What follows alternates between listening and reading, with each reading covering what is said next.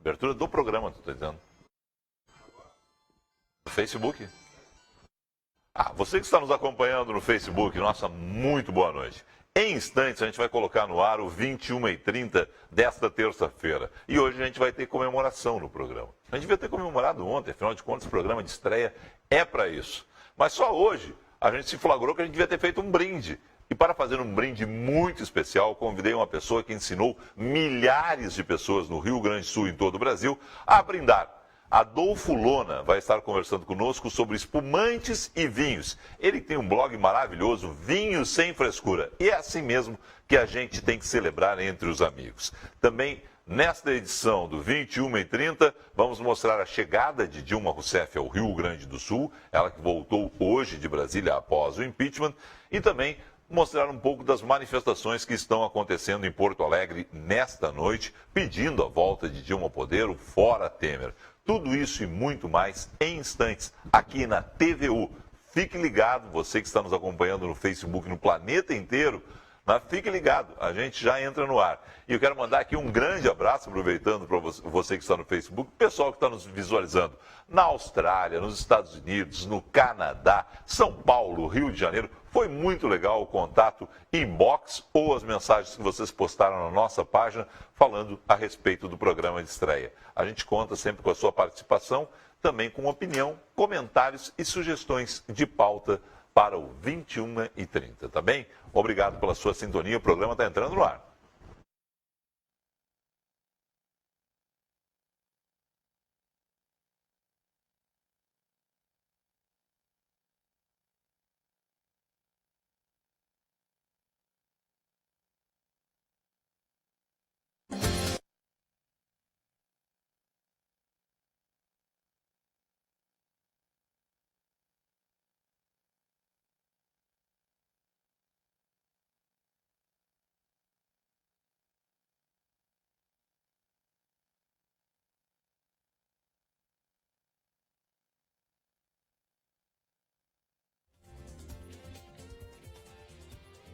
Olá, boa noite, muito bem-vindos ao 21h30 aqui na TVU. Obrigado pela sua sintonia. E a gente faz um convite muito especial para esta segunda noite do programa. Fique conosco, você vai ter informações sobre a volta de Dilma Rousseff a Porto Alegre. A presidente empichada chegou há pouco na base aérea de Canoas, onde foi recepcionada por militantes. Também foi direto para a zona sul de Porto Alegre, onde está sendo, nesse momento, recepcionada pelos familiares que moram na capital gaúcha.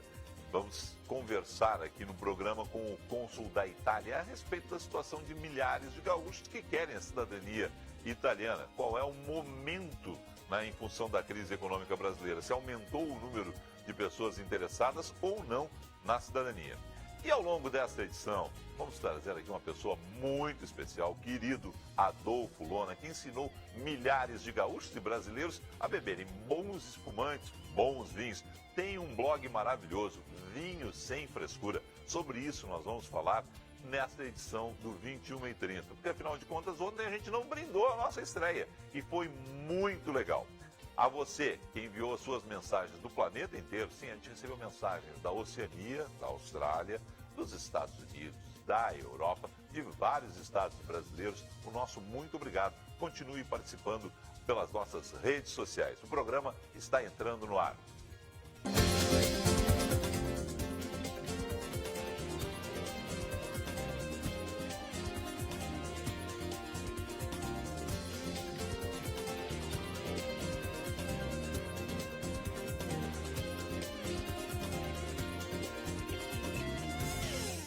Já agradeci as pessoas que entraram em contato conosco em inbox ou em mensagens abertas, principalmente pelo Facebook. Há muitas mensagens do exterior, muitas mensagens de outros estados brasileiros, de cidades do interior do Rio Grande do Sul que não nos recebem através da NET ou do nosso UHF, canal 55. Mas deixa eu fazer aqui também um agradecimento aos meus colegas jornalistas, dos sites especializados, dos blogs especializados, porque afinal de contas a gente também foi notícia hoje, a nossa estreia no Coletiva.net, que é um dos principais blogs de comunicação dos jornalistas, dos comunicadores do Rio Grande do Sul.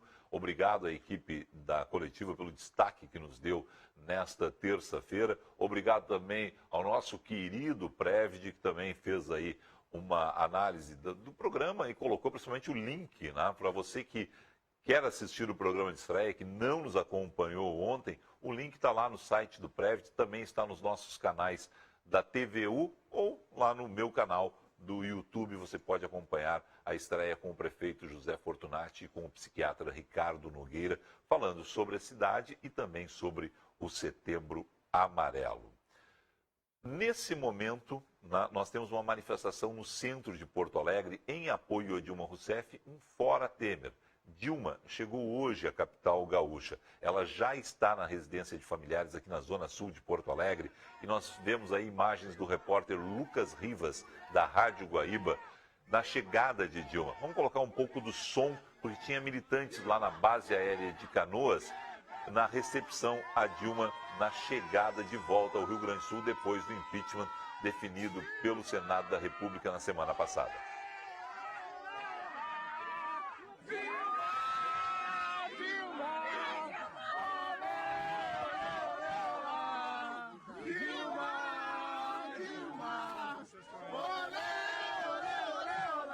A gente vê aí rostos conhecidos da política do Rio Grande do Sul, entre eles o ex-ministro Miguel Rosseto, que acompanhou Dilma no avião nessa volta de Brasília para Porto Alegre. Dilma foi recepcionada por militantes do PT, não deu entrevista coletiva na base aérea de Canoas, recebeu rosas vermelhas ali da militância e seguiu direto para a zona sul de Porto Alegre. No centro da capital gaúcha, nesse momento, nós temos uma manifestação de apoio a Dilma, um Fora Temer. São cerca de 4 a 5 mil pessoas, segundo a repórter Camila Diesel, da Rádio Guaíba também, que fez essas imagens, estão no site da Rádio Guaíba, de onde nós retiramos. São cerca de 4 a 5 mil pessoas, né, acusando o governo Temer de golpe, fazendo um protesto. Até aqui as informações são de um protesto absolutamente pacífico. Deveria estar conosco aqui, nós o convidamos depois que ele chegou a Porto Alegre, né, quando a gente viu as imagens da base aérea de Canoas, é que nós ficamos sabendo da presença de Miguel Rosseto no voo com Dilma Rousseff. Ligamos para Miguel Rosseto, ele tem compromisso nesse momento, né, com a militância do PT, mas passou aqui na TVU e conversou conosco. Né? Ele esteve conosco aqui, conversamos rapidamente a respeito da situação política. Miguel Rosseto se disse absolutamente tranquilo em relação ao momento que está vivendo o país, disse que há um golpe, que foi efetuado um golpe por Michel Temer, mas acredita inclusive numa reversão, o que eu acho muito difícil, mas acredita em uma reversão no Supremo Tribunal Federal dessa definição do Senado, em função, segundo ele, de que para o PT, para a militância que apoia Dilma, está claro que esse golpe não poderá ser perpetuado. Só que essa é a posição do partido, entendemos, claro, é a posição de um líder como Miguel Rosseto, mas, sinceramente, é muito complicado que o Supremo Tribunal Federal venha a modificar uma decisão do Senado da República. Mesmo com essa abertura, né, com essa cisão que fizeram do processo, deixando claramente alguns senadores, né, que não houve crime por parte de Dilma e que, mesmo eles não encontrando crime, foram declarações de senadores da semana passada, votaram pelo impeachment. Mesmo tudo isso sendo usado, quem conhece o Supremo Tribunal Federal acredita ser muito difícil. Com o desgaste do PT, com tudo o que aconteceu, Miguel Rosseto está nesse momento reunido com a militância em Porto Alegre, definindo a situação das eleições do interior. E ele acredita que possam haver vitórias do PT significativas no Rio Grande do Sul, apesar dos últimos meses, né, bastante conturbados da política nacional e dos últimos anos, inclusive, onde o PT esteve junto com PMDB e Partido Progressista, sempre nas denúncias da Operação Lava Jato, do Mensalão. Esta é uma situação, portanto, que os dirigentes do PT acreditam em reversão, estão reunidos para isso. Miguel Rosseto não pôde permanecer conosco, mas já prometeu, vai estar aqui na TVU para conceder uma entrevista a respeito da política nacional, como ele enxerga as possibilidades nesse momento dos candidatos do PT e o futuro de Dilma Rousseff. Também, é claro, vai falar sobre o futuro dele nessa entrevista que deve nos conceder nos próximos dias ao vivo aqui no estúdio. E também cobrei dele, porque tenho mantido contatos nos últimos dias com a equipe de Dilma Rousseff, né, com os assessores de Dilma Rousseff, pedindo uma entrevista exclusiva para nós aqui na TVU com a ex-presidente. E ele disse que acredita realmente ser possível nos próximos dias Dilma já esteja concedendo entrevistas à imprensa brasileira, ela que ontem concedeu mais uma entrevista à imprensa internacional ao Le Monde. Tá certo? Feitas essas informações de início do programa, vamos fazer o seguinte, vamos pedir um intervalo comercial e depois então os nossos entrevistados desta noite aqui no 21h30. Fique com a gente.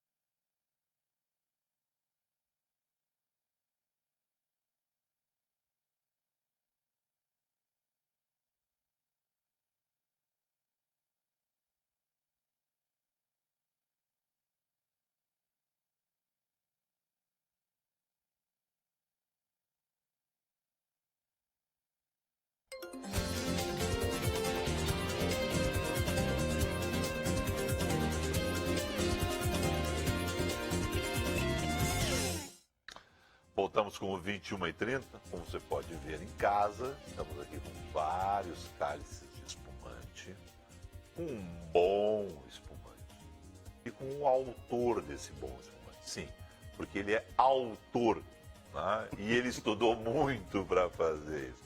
E é uma figura que, se você não conhece, tem que conhecer. Principalmente quem gosta de vinho já devia conhecer.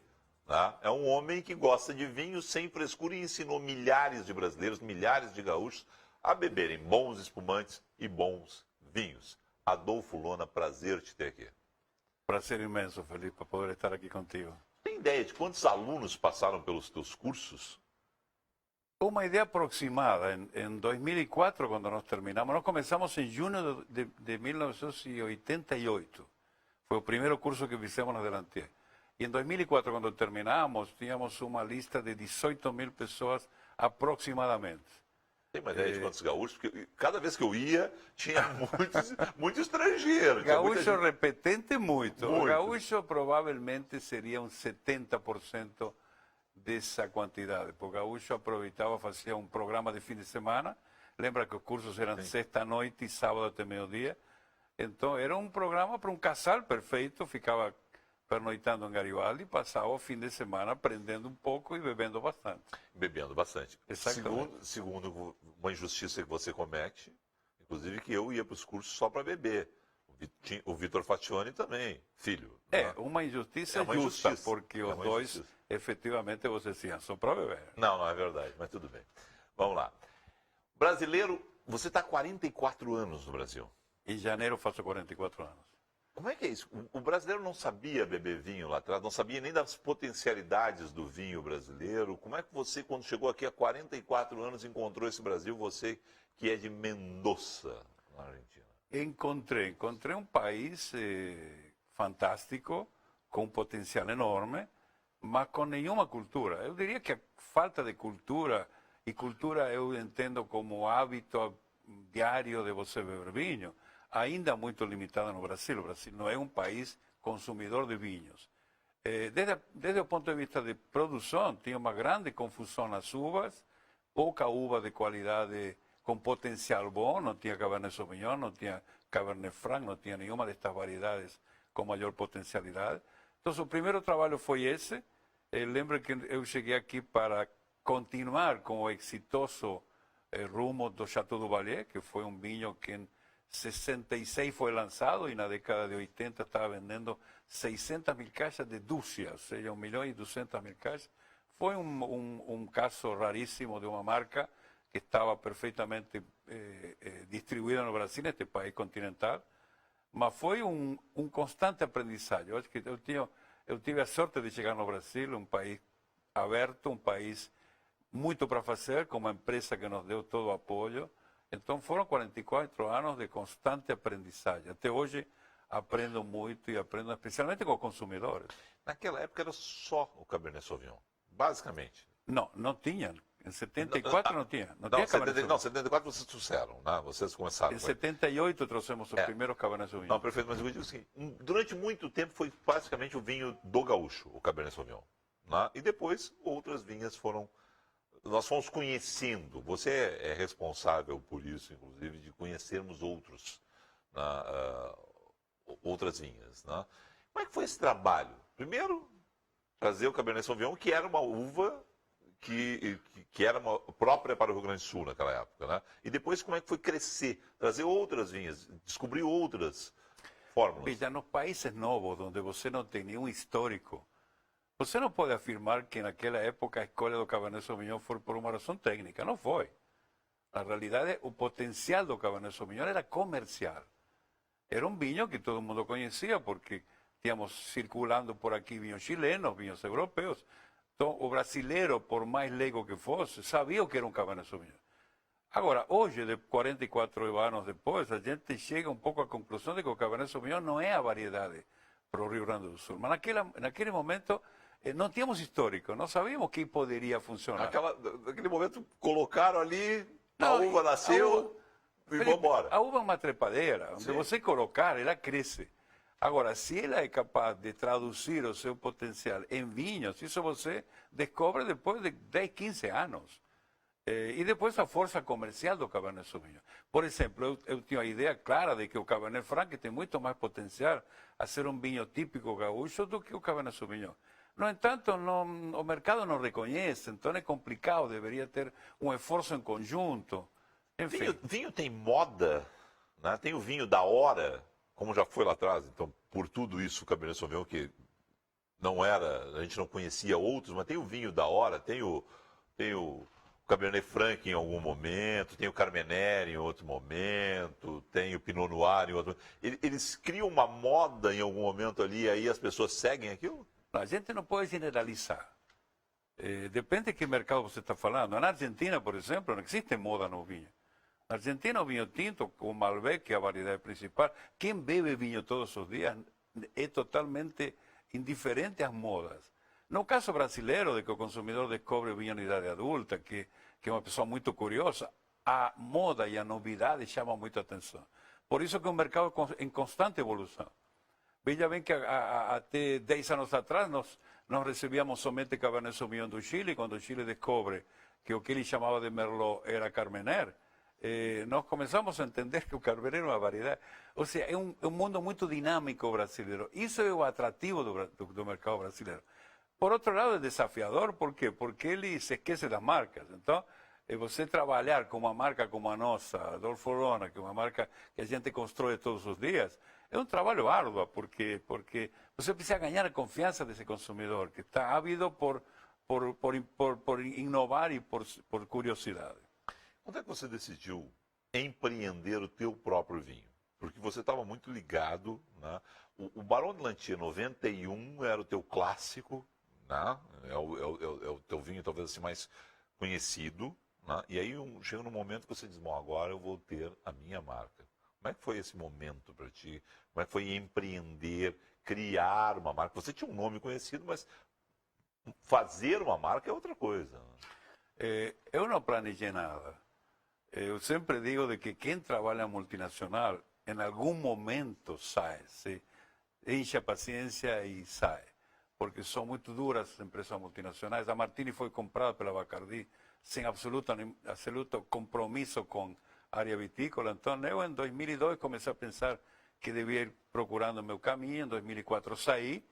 E foi uma constante luta para criar uma marca. Efetivamente, como você diz, criar uma marca num país tão dinâmico, tão pouco tradicional como o Brasil, é um trabalho árduo. Você não pode perder a atenção. Tem que estar muito atento ao consumidor. Existe a lenda de que o brasileiro não entende nada. Isso está equivocado. O brasileiro entende. Pode não saber expressar, demonstrar seu conhecimento, mas quem bebe relativamente de forma frequente educa o paladar. Muita gente me diz que as mulheres bebem vinho espumante doce, uma grande mentira. As mulheres gostam de espumante bruto. Por quê? Porque faz tempo que estão bebendo. Então elas já educaram seu paladar. DMC que é um negócio complicado para alguns. Né? Tem gente que encara bem os DMC. Né? E o moscatel, com 80 gramas de açúcar. 80 gramas de açúcar. Mas é um produto que atrai a novos consumidores.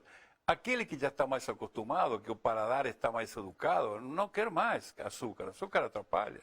Isso é a evolução normal. E nós, produtores, precisamos ficar atentos a isso. Não devemos pensar que o consumidor é sempre igual. Não, constantemente ele se aprimora. O brasileiro, portanto, está se aprimorando. O brasileiro está se aprimorando na arte de fazer o vinho e de beber o vinho. Nós estamos fazendo vinhos melhores hoje. Os vinhos argentinos e os vinhos chilenos sempre foram, dentro da América do Sul, muito superiores aos vinhos brasileiros. Nós estamos equilibrando esse jogo ainda continua pró-chilenos, pró-argentinos, como é que está isso? O jogo está pró-argentino e pró-chileno. Eu acho que eles têm uma condição especial, eles têm um pouco custo interno, eles têm qualidade, têm vinhos tintos bons. Está difícil. Eu não sei se o Brasil hoje faz vinhos melhores. O que eu acho que o Brasil hoje é um retalho de regiões produtoras que é muito importante. Ou seja, cada vez que surjam mais vinhos. Um pouco a escola dos vinhos um pouco mais trabalhado no sentido de manuseados com excesso de madeira, isso fez com um pouquinho de dano no caminho de aprimoramento do vinho, mas eu acho que o Brasil está constantemente lutando no aprimoramento da qualidade para acompanhar o aprimoramento do consumidor. Você falou em custos. O custo Brasil é mais alto que o custo argentino e o custo Chile. Com certeza. Aqui você começa, no dia que você recolhe uva, a pagar fundo rural. E aí começa uma cadeia infame de impostos, um em cima do outro, que são sufocantes. E o pior de tudo, que você praticamente, uma boa parte desses impostos, metade dos impostos, você paga antes de despachar o produto para o mercado. Ou seja, você financia o governo. Isso é muito cruel. Porque o vinho é um produto de longo prazo. Você não vende, colhe a uva e vende amanhã. Você demora no mínimo 3, 4 anos. E você ter de pagar impostos antecipados quando você vende, é muito cruel. O capital de giro das empresas está muito comprometido, além dos aumentos de impostos que tivemos em janeiro. Nas redes sociais, em janeiro, acho que foi ali por janeiro, você, olha, soltou o verbo contra o governo brasileiro e contra quem quisesse. Era uma coisa assim, pá! Porque Querem acabar com o setor. Agora imagina, você tem um produto que paga R$1 de IPI. E a partir de 1º de janeiro você passa a pagar 4, 5 ou 6 de IPI. Você não vai ficar furioso? Porque você está pagando para quê? Qual é a troca disso? Você joga dinheiro fora. O governo estadual aumenta o ICM. Inventam o Fundo de Amparo à Pobreza. Tá bom, importante. Agora, 3% mais de ICM. O IPI que é sufocante. Então, a gente parece que está começando a tirar a cabeça para fora e vem um martelaço desse de impostos que efetivamente eu não me aguentei. O setor não é um setor unido, né? O setor fala muito, mas chega na hora... Estou dizendo isso quanto repórter. Me parece assim, vocês todos do setor têm essa reclamação. É verdade. Mas na hora de pegar todo mundo junto, não pega. Me parece assim. É verdade. Infelizmente é um setor absolutamente desunido. Eu acho de que a própria filosofia de trabalho na vitivinicultura faz com que você tenha tendência a ser egoísta. Eu vendo Adolfo Lona, você vende Felipe Vieira, o outro fulaninho. Então a gente se acha dono dos espaços e das verdades. Isso faz com que a gente perca força, como entidade, como instituição. Então é um desastre. A vitivinicultura brasileira, infelizmente, não tem a união que precisaria e que necessitaria, infelizmente. Lona, quando é que se descobriu que o Brasil, que não faz, então, grandes vinhos, faz bons vinhos, mas não faz grandes vinhos, não faz vinhos... Chegaremos lá, calma. Chegaremos lá, tudo bem. Temos tempo. Claro. Mas faz bons espumantes. Quando é que foi a sacada exata? Qual foi o momento que você disse, olha, vamos investir mais no espumante? Porque o espumante brasileiro tem um reconhecimento internacional que o vinho brasileiro não tem. Quando é que foi exatamente esse momento? Né? E eu acho que o espumante brasileiro tem uma coisa que o vinho não tem, que é a confiança do consumidor brasileiro. 80% dos espumantes que se bebem nesse país são nacionais. 80% dos vinhos que se bebem neste país são importados. Isso mostra a desigualdade. O que acontece? As regiões novas inovam, fazem de tudo. Até que em algum momento descobrem que tem vocação para fazer uma coisa melhor que a outra. A Serra Gaúcha tem uma vocação natural, devido às dificuldades que tem para maturar as uvas, para fazer bons espumantes. E um grande desafio é fazer vinho, porque com uvas não muito maduras você não consegue fazer vinhos tintos de grande qualidade. Então, os produtores de vinho tinto estão desafiados constantemente. Fazer espumante não vou dizer que seja mais fácil, mas temos condições climáticas melhores. Além disso, nós temos nos aprimorado durante 40, 50 anos fazendo bons espumantes. O consumidor que nos exige cada vez mais. Antes não se conhecia o Nature, que é um espumante zero de açúcares. Hoje até as mulheres exigem beber isso. Então, é importante essa troca entre exigência do consumidor e a necessidade do produtor constantemente se superar. 80% do espumante que o brasileiro bebe é fabricado no Brasil. Sim, senhor. Isso tira por terra a velha teoria que alguns produtores brasileiros dizem, que o brasileiro não bebe vinho brasileiro por preconceito. Se fosse efetivamente preconceito contra o nacional, ele não beberia espumante. Eu acho que não é uma questão de preconceito, é uma questão de confiança. O consumidor brasileiro confia na qualidade do espumante nacional e não confia no vinho nacional. Precisa quebrar isso e ganhar a confiança do consumidor. Esse é o trabalho.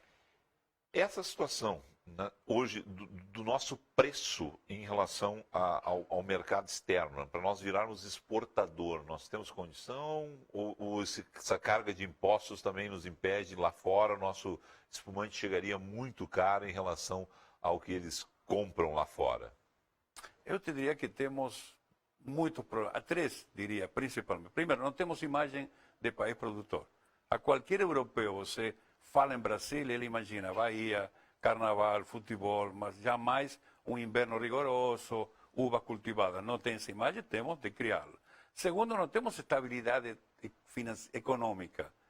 O dólar hoje custa 3, amanhã 4. E terceiro, nós não temos paciência a fazer de negócios a longo prazo. Mercado externo você ganha a longo prazo, não pode hoje apontar para o mercado externo e amanhã não. Por isso que nós não vamos ser exportadores como Chile, como Argentina, que são muito sérios e têm excedentes além disso. Nós temos outro fator, temos um mercado sedento, um mercado interno que consome tudo o que fazemos. Então não acho que nós sejamos exportadores por enquanto. Você falou Bahia e eu me lembrei do Vale de São Francisco. Né? Como é que está essa situação lá, hein? Como é que está a qualidade? Né? Porque também nós, gaúchos, descobrimos lá a possibilidade de fazer 2 safras, fomos para lá. Não sei se foi nós, gaúchos, que descobrimos, mas a gente deu uma invadida. Tens a habilidade de fazer perguntas complicadas, mas eu vou te explicar rapidamente. É. A uva precisa, para ela ter os componentes, especialmente o vinho tinto, os Foi componentes... complicada a pergunta, eu achei tão simples. Não, por quê? Porque eu vou ter de falar não tão bem de uma região que muita gente acredita. É uma questão climática. Nós não vamos conseguir jamais fazer vinhos com gostos tradicionais e qualidade a nível internacional naquela região, porque a temperatura é uma estufa, são 25 graus constantes, 27 graus constantes, a parreira se estressa, não tem um ciclo vegetativo normal que descanse no inverno. Então os vinhos são fracos de cor, por isso que se planta Alicante Bouschet, se planta Tanat. Por quê? Para dar cor. Então são regiões que nasceram para fazer uva de mesa e que depois, aproveitando o embalo, vão vender no mercado interno, principalmente nas regiões muito próximas àquela área, mas não acredito. Isso o Nordeste é muito melhor que nós. Né? O Nordeste se protege. Se você está em qualquer hotel daquela região ali do Nordeste, você vai beber produtos lá. Você vai ter dificuldade de encontrar o produto gaúcho, o mesmo que seja a mesma empresa do Rio Grande do Sul fabricando lá. É verdade. Né? E eles vão pegar e te oferecer, não, aqui do Vale de São Francisco. Pô. Se nós brasileiros temos uma dificuldade de fazer o marketing para o estrangeiro, eles não têm dificuldade de fazer esse marketing para o brasileiro. É verdade. Né? A situação nossa de conquista de medalhas. Por que a gente consegue conquistar, então, no meio de tudo isso, a gente tem ilhas de excelência? Medalhas? Lá fora, nesses concursos internacionais, nós estamos conquistando alguns. Eu sempre recebo essa informação. Olha, tem isso. Outra pergunta complicada. Você faz... Quero dizer que não é provocação. Mas tu tem medalhas. Teus vinhos eu têm tenho medalha. uma medalha e nenhuma mais porque não participo de concurso. Eu acho que medalha é para atleta, agora. Não é medalha. Tu está falando agora. Não. Barão de Lantier começou, foi o primeiro vinho a participar de concurso. Exatamente. Mas naquela época o concurso era um pouco mais sério. Eu diria de que ganhar medalha é uma coisa muito simples. Você manda um monte de amostras para um concurso e você vai vir com 2 ou 3 medalhas. Medalha, infelizmente temos uma parte do mercado que valoriza isso como fator qualitativo, mas eu não acredito. Eu já fui juiz de concurso. Tem gente que acredita, eu respeito, mas eu não acho que um vinho, para ser qualidade, precisa ter medalha. Quem bebe vinho por medalha não é meu cliente. Meu cliente precisa experimentar, provar, gostar. E aí que a gente começa a entrar num outro assunto. Tu tem um blog que tu reativou, o blog é até antigo, depois que eu fui descobrir. É verdade. Tu reativou agora, que é Vinho Sem Frescura. Como é que é isso? Eu venho de um país onde o vinho não tem frescuras. O vinho, na Argentina, a mesa não está completa se não tem a garrafa de vinho, o garrafão de vinho e a cesta de pão. Se não tiver isso, ninguém senta na mesa. Então, para nós, azeite. Nós criamos um bom azeite. Nós nos criamos com o vinho como um companheiro diário. Então, eu não suporto a frescura. Agora, a frescura é própria dos países novos, onde tem consumidores que não conhecem muito. E eu diria de que o enochato, que esse famoso exemplar Espetacular. de pessoa Enochato é um espetáculo. que aprende 2 ou 3 palavras e vive repetindo discursos, é um exemplar em extinção, graças a Deus. O próprio mercado já expulsou. Ninguém suporta isso. Mas ainda tem muita frescura. Aquele sujeito que pega e... Exato, tudo isso. Eu publiquei ontem, republiquei um artigo de um vinho que se chama Sodeado, na Argentina. Sodeado porque soda é água mineral com gás. Então, um experto na Argentina engarrafou um vinho com água mineral, já diluído, como o argentino bebe. E eu achei fantástico. Por quê? Porque é um concorrente da cerveja. Teve gente que me disse que eu merecia. Por quê? Se você colocar água no vinho, você dilui os componentes, mas não estraga. Colocar suco de limão, de laranja, aí você estraga o suco de laranja e o vinho. Agora, colocar água é um hábito muito argentino. Mas isso são um pouco, mas eu acho que essa frescura está cada vez acabando. Eu continuo combatendo, não suporto as pessoas que vêm com fórmulas próprias e com... mas, enfim, eu acho que isso é importante. Mas o mercado cada vez está menos sensível a isso. Bom, Lona, vamos beber, hein? Vamos me ensina a abrir uma boa garrafa de espumante. Vamos aproveitar. Vamos lá. Por sinal, é o seguinte, deixa eu dizer para as pessoas o seguinte. O Lona chegou aqui e eu disse assim, vem cá, tu convidou mais alguém, nós vamos brindar com a tua esposa que está aqui assistindo a entrevista. Aí ele assim, não, eu vou pegar 3 cálices. O homem é experiente em TV, né? Ele trouxe 3 cálices para ensinar errado. Para ensinar errado, não. Para mostrar errado. Num cálice vou mostrar como não deve ser servido. Como não deve ser servido. Então, primeiro vamos abrir. Outra coisa, deixa eu te contar aqui, porque é um programa extremamente informal. Então vamos contar o seguinte.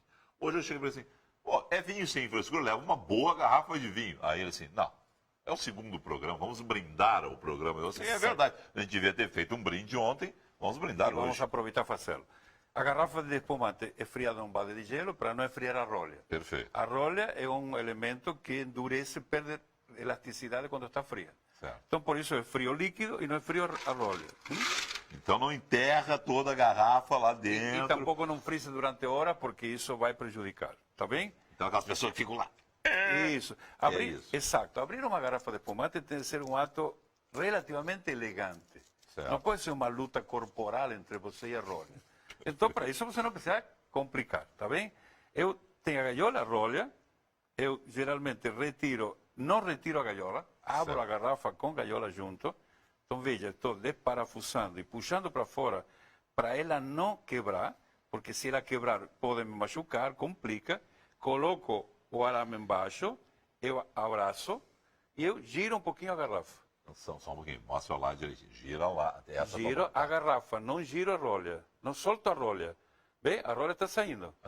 Nos últimos milímetros, a rolha vai querer estourar. Certo. Eu não devo estourar, porque senão deixo o espumante nervoso e ele vai ficar perdendo gás. Bem? Então eu seguro bem forte e vou retirar bem devagar. Perfeito. Então é o seguinte, tensão. Gira embaixo. Gira a garrafa, porque se eu solto a mão, a rolha pode escapar. Tá. Aquele negócio de... Não, esquece. Primeiro que joga espumante fora. Isso é um assassinato. Esse é o assassinato. Não, só vou contar para as pessoas. Claro, agora ele está absolutamente tranquilo. Bem aberto, eu posso voltar com ele no balde, que ele não vai perder gás. Tá. Se eu abro intempestivamente, ele fica nervoso, coloco no balde, aí um experto disse, bota uma colherinha, você pode botar colher, faca, garfo, e vai perder gás igual. Inteiro. Vai perder igual. O último erro, o último equívoco que eu posso fazer é isso. O cálice inteiro. O cálice inteiro. Então, eu tinha um enorme volume de espuma, porque cometi um primeiro erro foi jogar, ele despenca, ele emulsiona, perde gás, e depois a taça quente. Eu não posso colocar a taça na geladeira. Eu como que sirvo direito? Sirvo primeiro uma taça, deixo esfriar o fundo da taça, sempre inclinado de modo que ele perca o mínimo, ele emulsione o mínimo possível. Eu agora venho na primeira taça, coloco novamente, agora posso completar. Mais ou menos 2/3 da taça. Vocês já podem observar a diferença. Perfeito. A diferença entre uma taça e outra. Então, o primeiro foi relativamente assassinado. Eu trabalho durante anos para criar essa espuma e o indivíduo faz isso. Geralmente, nos restaurantes, alguns servem assim. Então, o que eu recomendo às pessoas, quando você vê que o garçom vem e vai despejar, você levanta a taça e oferece a taça assim, para que ele veja que está por fazer uma coisa equivocada. Tá bem? Perfeito. Olha aqui a Querido. diferença, dá para ver? Sim, perfeito. Isto com pouco Agora, volume de garfo, eu que perco o perdeu amigo, mas não perco a piada. E o cara que abre com o sabre que eu li, eu te disse, traz um sabre, só de sacanagem eu fiz isso Não, com ele. sabre não, comigo não é Não, nossa. não. Sabe a forma de você degolar o espuma. Querido, muito obrigado pela tua presença aqui. Obrigado a você. Vinho Sem Frescura no Blogspot, põe no Google lá, Adolfo Lona, e tem mais dicas dessas. Muitas, sempre. Tá bem. Saúde. Saúde. Obrigado mesmo pela presença Obrigado. ao vivo aqui. Adolfo Lona, saúde a todos que estão em casa, no Facebook, nas nossas redes sociais, acompanhando o programa. Eu não vou perder, é claro, porque afinal de contas é muito bom esse espumante.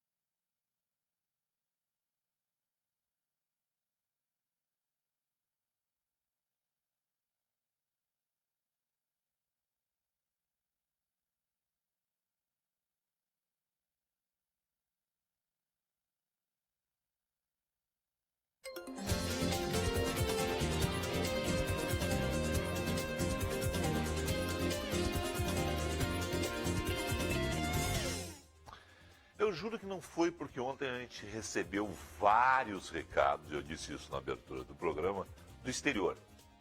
Coincidência, a gente reuniu no primeiro bloco um argentino, no segundo bloco um italiano. Então um beijo para quem está nos vendo na Itália, um beijo para quem está nos vendo na Argentina.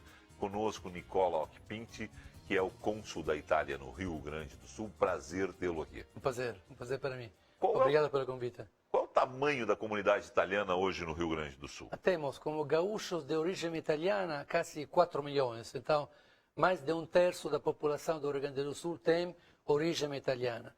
Desses quase 4 milhões, 77 mil possuem a cidadania italiana, estão cadastrados no Consulado Geral da Itália em Porto Alegre. Você tem uma ideia de quantos teriam direito se todo mundo reivindicasse? Mas sim, digamos que todos esses quase 4 milhões de gaúchos têm direito, porque todos são descendentes de italianos. A coisa mais difícil, especialmente para os descendentes de quarta, quinta geração, Sim. então, é procurar a certidão de nascimento do migrante que cruzou o oceano depois do 1875. No caso da Itália, reconhece quarta e quinta geração. Não tem limite. Não tem limite. Não tem limite. O limite é a unificação da Itália. A unificação do Reino da Itália foi no 1861. Então, todos os migrantes que migraram da Itália, que foram embora da Itália depois dessa data, podem transmitir a cidadania italiana às gerações, aos filhos, aos netos, bisnetos e tataranetos. Comprovado isso, temos a abertura do processo. E hoje, quanto tempo está demorando esse processo? A demora é uma demora infelizmente em Porto Alegre, mas também em São Paulo e também em Curitiba, de mais ou menos 10 anos, porque os recursos humanos do consulado são pequenos, temos somente 2 pessoas que estão fazendo cidadanias e a demanda é muito mais forte. Então, estamos tentando de reduzir os tempos, porque é toda uma questão também de interpretação da lei. Se a lei é sempre a mesma, mas se um funcionário interpreta de maneira fechada e burocrática, blocca tudo. Se uma pessoa interpreta de forma flexível e com a vontade de ajudar e de facilitar, os processos de reconhecimento são muito mais rápidos. Eu sou um torcedor da segunda maneira de trabalhar. E vou explicar por quê. Por favor. Porque acho que esses quase 4 milhões de gaúchos de origem italiana são um inestimável patrimônio humano e cultural para a Itália. Então, o nosso dever moral, a nossa tarefa é de valorizar este patrimônio humano e cultural. Como? Riconoscendo cidadania, que é um direito previsto por uma lei do Estado italiano, e também facilitando parcerias entre empresas gaúchas italianas e promoção cultural, concertos, exposições e trocas acadêmicas de estudantes, pesquisadores e professores. Isso está muito fluente hoje dos dois lados. Nós temos muitos gaúchos indo para a Itália. Sim, sim. Apesar da crise na Europa, apesar da crise aqui, Sim. a relação e principalmente a oportunidade está grande ainda. Sim. Tem muitas oportunidades, é claro que se pode fazer muito mais. Tem muitas margens para aumentar essa troca, essas trocas econômicas e culturais entre o Rio Grande do Sul e a Itália, porque acho que a Itália é ainda pouco representada no Rio Grande do Sul e o Rio Grande do Sul ainda é pouco representado na Itália, também porque tem uma falta de informação também. Os italianos ainda não conhecem bem quantas oportunidades tem no Rio Grande do Sul. Os italianos conhecem Rio e São Paulo. E Tem menos informação sobre o Rio Grande do Sul. E muitos, em função dos voos, o Nordeste brasileiro. Claro. Porque tem muito Recife, voo. Recife. Muito voo descendo direto em Recife, alguns em Fortaleza, Salvador. Sim. Né? Todo o imenso Nordeste, que o Nordeste mesmo é um continente, por o tamanho, por turismo. E também para pequenos investidores que dizem, vão embora da Itália, querem viver uma vida tropical, então vão abrem um restaurante, um pequeno boteco italiano, uma posada, e faz uma nova Não, vida no Brasil. eu gosto muito do Nordeste, então você vai do Rio Grande do Norte, né? Muitos italianos. Você Claro, vai à Bahia, muitos italianos. Claro, Né? claro. Pernambuco, né? Você tem realmente uma dispersão, inclusive, né? Em função do litoral. E ali você sempre vai ter um bom chefe de cozinha italiano, Verdade, verdade. né? Alguns boas posadas à beira-mar, né? O pessoal soube interpretar e soube trazer o serviço da Europa primeiro até para o Nordeste. E muitas pequenas pousadas Verdade, que são sim. muito interessantes. É verdade, são é muito verdade. interessantes. Né? Sim, sim. No Rio Grande do Sul, a gente teve um colono italiano que ajudou a formar esse estado no que a gente tem de multicultural dentro da indústria. Claro. E nós temos vários. Amigos. Amigos pessoais. Como é que está isso hoje? Né? Vocês acompanham esse trabalho hoje? Fazem intercâmbio ainda? Sì, Como é sì, que é sì, isso? sì, sì. Fazemos, digamos que é uma grande sorte para um cônsul da Itália no Rio Grande do Sul ter essas empresas. Os donos são gaúchos que possuem a cidadania italiana. Clovis Tramontina é cidadão italiano, Raul Rondon cidadão italiano, a família Castellan Corradi da Florença são italianos, o irmão Zaffari são cidadãos italianos, o Zattera da Agrale é italiano, Paolo Bellini cidadão italiano, são parceiros do consulado. São pessoas vê o seguinte, nesse rápido resumo que o senhor fez, Sim. né, da potência do que foi a chegada dos italianos e o empreendedorismo deles. Sim. O senhor falou aí em varejo, Exatamente. em indústria, Exatamente, né? sim, Quer dizer, sim. e aí Móveis, tem móveis, né? Todeschini Quer dizer, também, você sim. tem uma situação. Grandene é o presidente da Grandene, Alexandre. da Londres, Sim. ele é cidadão italiano, a cidadania foi reconhecida a semana passada. O dono da Panvel, Doca Mortin. Giulio Mottin, O Júlio, é cidadão italiano também. A sua cidadania foi reconhecida. Então, espalhou. realmente uma parte consistente do PIB do Rio Grande do Sul, os donos são brasileiros com cidadania italiana e europeia. Também. Hoje o governador, e não é raro, porque já houve no passado recente, hoje o governador do Rio Grande do Sul é de descendência Claro, italiana, foi claro. prefeito de Caxias, Sartori, Rigoto foi... Rigoto é italiano, tem cidadania. Exato, quer dizer, você tem aí uma situação, Cairoli, o Cairoli, vice de... claro, né? sim. Você tem uma série de políticos gaúchos, isso facilita, os gaúchos estão sabendo aproveitar essas oportunidades? Sim. O Sartori é um parceiro fantástico, fundamental, excepcional, extraordinário. Por quê? Porque ele, nesses 2 anos do seu mandato, ele revitalizou e valorizou todas as associações italianas espalhadas pela Serra Gaúcha que durante os 4 anos do seu predecessor foram totalmente esquecidas.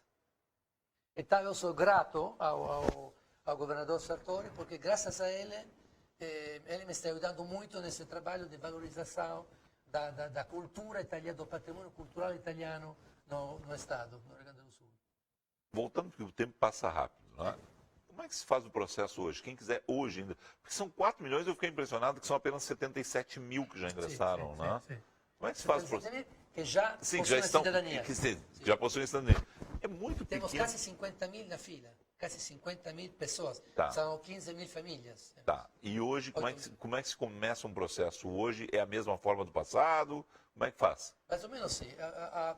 A primeira etapa é de preencher um formulário que está no site do consulado. Esse formulário tem que ser preenchido e enviado por e-mail ao consulado, porque é a maneira para pedir para colocar-se na fila. Primeira coisa.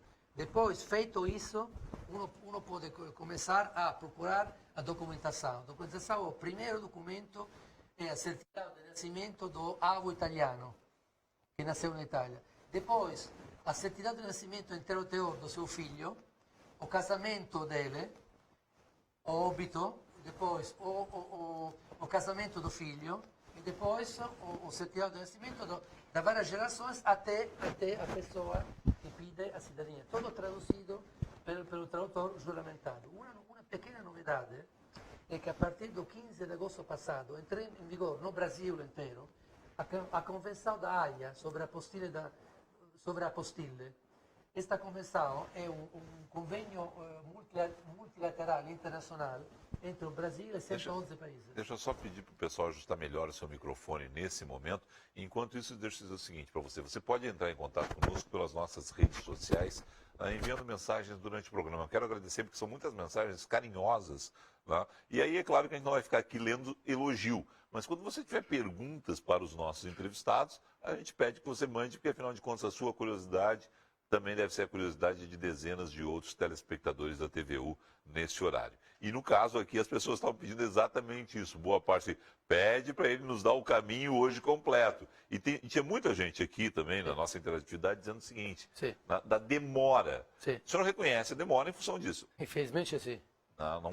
E isso não tem como mudar, porque realmente precisaria de mais gente dentro do consulado, e essa é uma operação complicada, até porque os italianos se espalharam pelo mundo. A situação do Rio Grande do Sul não é diferente de São Paulo, ou de Buenos Aires, ou de Santiago do Chile, ou Montevidéu. Também o Norte, América do Norte. Ou deve ter ido para a Oceania também, Austrália, Ásia. claro. Quer dizer, então, os italianos se espalharam. Exatamente. Né? E aí acaba acontecendo também de todo mundo querer, né? É complicado. É o que eu ia dizer, eu estou tentando realmente de fortalecer os recursos humanos do consulado para acelerar, porque o problema é que eu não tenho o poder de assumir pessoal aqui. Posso assumir só se o Ministério me autoriza.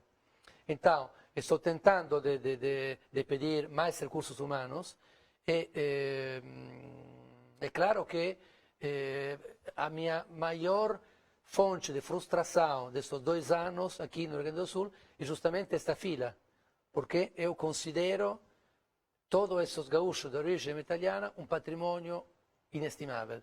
Por isso eu quero reconhecer mais cidadanias possível. Que região é a sua, Natália? Roma.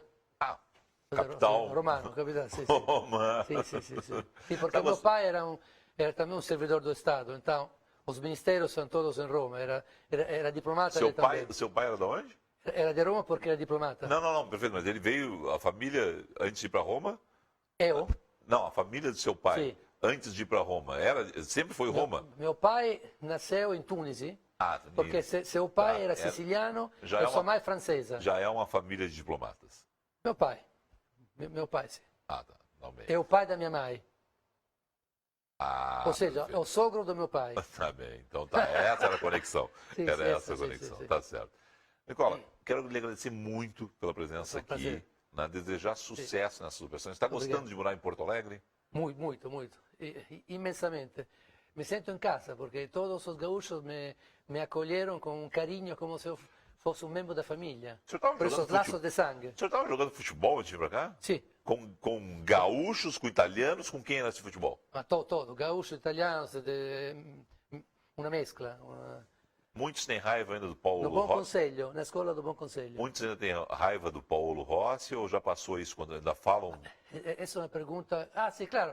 Não, eu acho que um mínimo de inveja do Paulo Rossi acho que ficou nas gerações, que estão vivas. Eu sou daqueles que no 82. Eu sou daqueles que ainda tem o Paulo Rossi engasgado. Claro, sim, porque estamos com a mesma idade, mais ou menos. Então, não, vou lhe dizer o seguinte, para mim foi um herói. Para mim. Não, Esses 3 gols foram um milagre. Foi uma catástrofe aquela seleção. Nós tínhamos o rei de Roma naquele time. Paulo Roberto Falcão. Nós tínhamos o rei de Roma naquele time e vocês fizeram isso. Cerezo, Sócrates jogando Júnior, lá, Cerezo, Éder, Zico. Uma seleção fantástica, uma das melhores do mundo, da história. E todo mundo jogando na Itália. Sim. E vocês fizeram aquilo com a gente? Foi um desses jogos nos quais a Itália tinha, se joga esse jogo 10 vezes, a Itália ganha uma vez, o Brasil ganha 9 vezes. Foi a sorte que foi justa esta vez. Ele vai estar conosco aqui nos próximos dias, até porque ele foi homenageado há pouco em Roma. Paulo Roberto Falcão foi homenageado em Roma. Merecido. Não, sempre. E aí o Paulo conversa, né? Ele passa pelo Bruno Conte. Sim. E aí diz assim, aí o Bruno Conte diz para ele, né? Hoje é pra gente, não, hoje está dando tudo certo pra gente, não está dando nada certo para vocês. Foi aquele jogo, quando o senhor joga, os brasileiros não lhe caçam em campo, assim, para agora vou me vingar. Eu vou lá jogar. Sim, eu vou lá fazer uma partida com vocês. Está convidado. Vou lhe marcar. Perfeito. E vou me vingar do Paulo Roberto Falcão, do Zico, do Sócrates. Vai fazer o Claudio Gentili. Vai fazer. Exatamente. Vai jogar o papel de Claudio Gentili. Mais ou menos, uma coisa Grande assim. stopper. Era fantástico. Gentili é Jogava. fenomenale. E E o- nunca tinha um cartão amarelo. Não, e Gentili, tinha adesso outro fantástico, Scirea é imenso. É imenso. Um zagueiro imenso. Não. Que era pequeno, não era muito Não, alto, não, não. era pequeno. Vocês- Inacreditável. Eu adoro o futebol de vocês também. E respeito muito. A brincadeira foi. Mas é uma coisa. Sim, 82 para nós, que tínhamos 18 anos naquela época, e Sim. vimos aquele futebol fantástico deles. Verdade, Pô, ali, é verdade, é verdade. E eu fiquei sabendo que o senhor tinha vindo do futebol, por isso resolvi lhe provocar um pouco. Sì, sì, no, eu adoro futebol. Falei, Roma ou Lazio? Roma e por isso Colorado. Perfeito. Colorado por Paolo Roberto Falcão, che virò un amico meu. Eu tive questa honra immensa di receber Paolo Roberto Falcão, porque a filha da sua esposa é italiana, Sim. então para renovar o passaporte da filha da sua esposa, Antônia. ele A esteve. filha Antônia, a Exato. esposa Cristina. Exatamente. Então, esteve no consulado poucos dias da minha chegada em Porto Alegre. Foi um bautismo sensacional para mim. Sensacional. Dom Nicolau, obrigado ao senhor pela Obrigado, presença aqui. obrigado, Né? Sucesso, né? Esperamos que o senhor permaneça sempre Sim, com uma sim. estadia muito legal em Porto Alegre. Seja muito bem-vindo sempre. Ficamos à disposição pelas cidadanias sempre. Eh? Tá bem. Obrigado ao senhor. Muito obrigado, Felipe. Nicola Ocpinti fechou o programa desta terça-feira. Muito obrigado a você pelas mensagens nas redes sociais, pela participação direta conosco. Obrigado pelas as pessoas que estão nos acompanhando no Facebook em vários países. Obrigado a você também que está no tvuplay.tv.br nos acompanhando, além do canal 55 UHF e também do nosso canal 11 da NET. Gente, a gente fica por aqui. Voltamos amanhã. O horário você sabe, 21h30. Até lá.